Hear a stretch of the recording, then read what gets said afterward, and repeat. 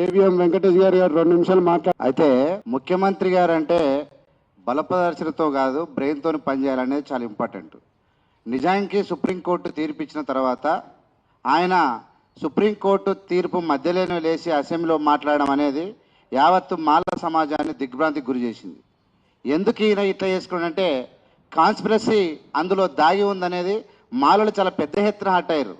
ఎందుకంటే ముఖ్యంగా భారతదేశంలో భారత రాజ్యాంగాన్ని నమ్ముకొని బతుకుతూ భారత రాజ్యాంగం విలువ సమాజానికి తెలుపుతున్న ఏకైక సమాజం అది మాల సమాజం.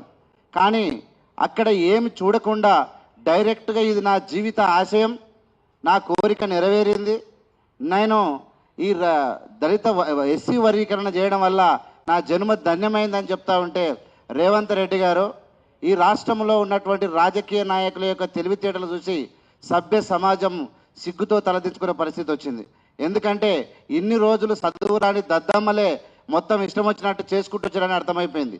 ఇలా టోటల్గా వీళ్ళ ప్రవర్తన, వీళ్ళ లెక్కలు, వీళ్ళ చిత్తు పేపర్లు, ఆ బీఆర్ఎస్ పాలన చూసిన అట్లే ఉన్నది.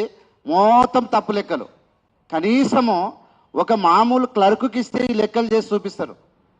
ప్రతి ఒక్క తప్పు చేసి జబ్బలు జరుచుకొని అసెంబ్లీ సాక్షిగా చట్టసభల్లో మీ పరువు ప్రతిష్టలు పరువు తీసుకొని సమాజంలో మీ పరువు తీసుకుంటా ఉన్నారు. మీ జబ్బలు జరుచుకోవడానికి, మీరు వీరులు కావడానికి, సూర్యుడు కావడానికి కాదు. ఈ దేశానికి ఒక రాజ్యాంగం ఉంది. రాజ్యాంగం ప్రకారంగానే కోర్టులు నడుస్తాయి, శాసనసభలు నడుస్తాయి, పార్లమెంటులు నడుస్తాయి. ఇక్కడ టోటల్ ఈ దేశం నడుస్తుంది. అట్లా కాకుండా మీ సొంతంగా నా జీవిత ఆశయం ఇది, నా జీవిత ఆశయం అది అని మీ ఇష్టం వచ్చినటువంటి ప్రళయబాలు పేరడం వల్ల మీకు తాత్కాలిక ఉపశమనం పొందొచ్చు, మీకు పాలాభిషేకాలు జరగవచ్చు. కానీ తరువాత మాలలందరూ కలిసి తెలివితేటలతో ముందుకోయి మిమ్మల్ని మట్టి కనిపించే పరిస్థితి వస్తుంది, అటు రాజకీయంగా ఇటు చట్టపరంగా.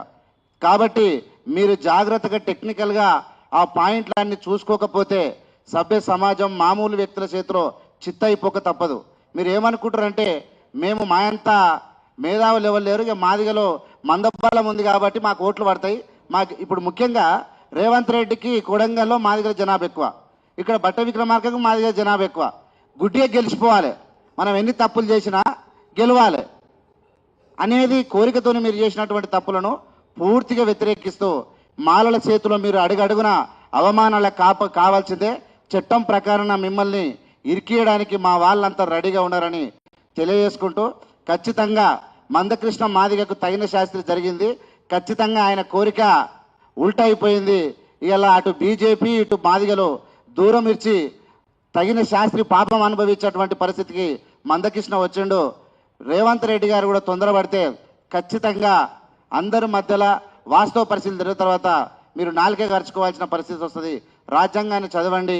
మాలలో 6 నెలలుగా మేము మీటింగులు పెడుతూ లక్షల మందిని జామ చేసి జింకన గ్రౌండ్లో ఇలా పరేడ్ గ్రౌండ్లో లక్షలాది మందితో మీటింగ్ పెట్టి భారత రాజ్యాంగం గురించి చెప్తే మీ ముఖాలకు ఎన్నడూ కూడా దాని గురించి ఆలోచన చేయలేదు.